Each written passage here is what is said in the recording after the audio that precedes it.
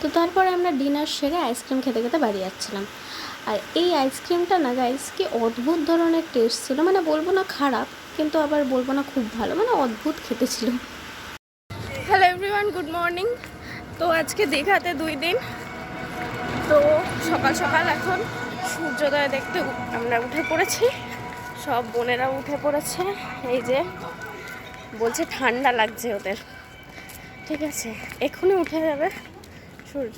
খুব ভালো লাগছে বাইরের দৃশ্যটা, তোমাদেরকে দেখা। জাস্ট দেখো গাইস, ভোরবেলার ভিউটা কত সুন্দর লাগছে। আর এখানে পুরোপুরি ফাঁকাই ছিল জায়গাটা, শুধু কিছু গাড়ি যাচ্ছিল আর কিছু চায়ের দোকান খোলা ছিল। সো গাইস আমরা এখন চা খেতে এসেছি, চা টা খেয়ে নিই। সো গাইস তারপরে আমরা চা টা খেয়ে মেন জায়গায় চলে এসেছিলাম, যেখান থেকে আমরা আমাদের সূর্যোদয়টা দেখতে পারবো। তো এখানে এসে আমরা অনেক ফটো তুলেছি, ভিডিও বানিয়েছি, মানে দারুণ লেগেছে, জাস্ট দারুণ। দেখো সব মানে পাখিরা উড়ে যাচ্ছে, মানে এরকম ভিউ অনেক বছর পর দেখলাম। আমি দীঘায় এসেছিলাম ছোটোবেলায়, আর তারপরে এত বড় হওয়ার পর দীঘায় আসলাম। তো তারপরে দেখো আবার রুমে চলে এসেছি, রুমে এসে রেডি হয়ে নিলাম। এবার যাব একটু জল নিয়ে ঘাটাঘাটি করতে। আমরা এখন স্নানের জন্য বেরিয়ে গেছি, আর ওখানে গিয়ে দেখা হচ্ছে। তো যেহেতু সকালে ব্রেকফাস্ট করা হয়নি, তাই ব্রেকফাস্টটা আগে সেরে নিলাম, তারপরে আমরা বেরিয়ে পড়লাম স্নান করতে। আর আমরা যখন বেরিয়েছি তখন এই টাইমটা ছিল, তখন ওই 8:30 কি 8টা ওরকম বাজে। দেখে মানে এত রোদ দিয়েছিল, দেখে মনে হচ্ছিল অনেক বেজে গেছে ঘড়িতে। আর সব মায়েরা বাবারা সামনে হাঁটছে, মায়েরা পেছনে হাঁটছে, আর আমি এই বোন দুটোকে নিয়ে যাচ্ছি। একটা বোন ভিডিও করছে আর একজনকে হাত ধরে নিয়ে যেতে হচ্ছে, কারণ এই ছোট্ট বোনটা হচ্ছে ভীষণ দুষ্টু। গাইস এখন আমরা দুপুরের লাঞ্চের জন্য বেরিয়ে যাচ্ছি, সবাই রেডি হয়ে গেছি এখানে আমরা। তো স্নান করতে যখন গেছিলাম তখন আর ক্লিপটা নেওয়া হয়নি, কারণ কেউই আমরা ফোন নিয়ে যাইনি। তো তোমরা হয়তো ভাবতে পারো যে আমরা প্রথম দিন কেন সমুদ্রে যাইনি স্নান করতে। হ্যাঁ, প্রথম দিন আমরা খুব টায়ার্ড ছিলাম, তাই জন্য আমরা ডিসাইড করেছিলাম যে পরের দিনকে আমরা সমুদ্রে নামবো স্নানের জন্য। তো এখন আমরা যাচ্ছি দুপুরের লাঞ্চ করতে। তো দুপুরের লাঞ্চে ছিল প্রথমে আলু ভাজা, আর তারপর ছিল ডাল আর হচ্ছে পোস্ত, আর তারপরে আমরা নিয়ে নিয়েছিলাম রুই মাছ। আর দুপুরের লাঞ্চটা একদম হালকা পাতলার মধ্যেই আমরা সেরেছিলাম। তো তারপরে ছিল চাটনি আর সাবু পাঁপড়। এই সাবু পাঁপড়টা না দারুণ লেগেছিলো আমার। আর আমরা যে খাবার রেস্টুরেন্টটাতে এসেছিলাম, এখানে না একটা দারুণ বেশ মানে এক্সপিরিয়েন্স হলো। এখানে একটা দাদার সাথে আলাপ হয়েছিল যে মানে আমি আমার লাইফে এরকম ফার্স্ট কোনো মানুষ দেখলাম যার মধ্যে কোনো ইগো নেই, কোনো অ্যাটিটিউড নেই, মানে খুবই ভালো লাগলো। আর আমরা যে জায়গাটায় এসেছিলাম খাওয়া দাওয়ার জন্য, মানে ওদের ব্যবহার না খুবই ভালো, খুবই মানে। আর এখানের খাওয়ার দাওয়ারও খুবই ভালো ছিল, এখানে খাওয়ার খেয়ে কারোর কিচ্ছু হয়নি, সবাই ফানি। ব্যাপার কি জানো, এই বোনগুলো হচ্ছে ওই দাদাটাকে দেখে ক্রাশ খেয়ে বসেছিল। আর এই যে গাইস, আমি আগের ভিডিওতে বলেছিলাম না যে মানুষ আর পশু পাখি সবাই ভালোবাসাটা ভালোই বোঝে।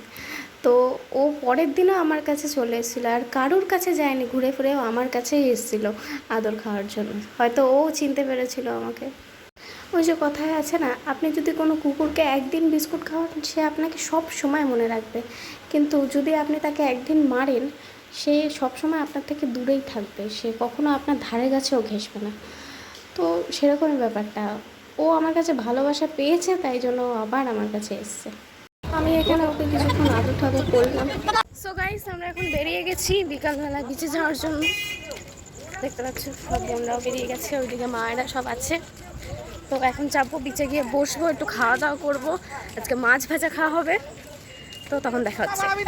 সো গাইস আমরা এখন চা খাচ্ছি, আর পপকর্নটা দেখিয়ে দে। হ্যাঁ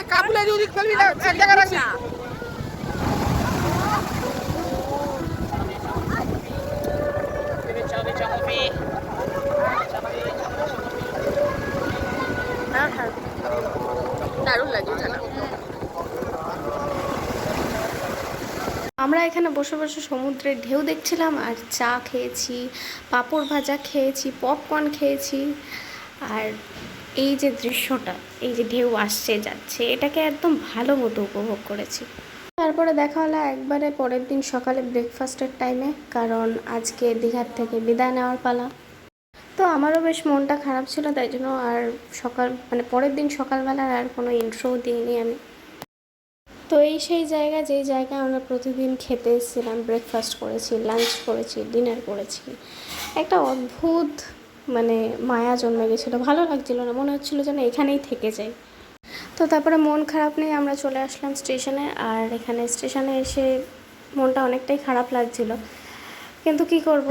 আর কিছুক্ষণ পরে আমাদের ট্রেন ঢুকে পড়েছিল। এখন আমরা ট্রেনে উঠে পড়েছি, ওখান থেকে বেরিয়ে গেছি খাওয়া দাওয়া করে, এখন ট্রেনে বসে আছি। হাই।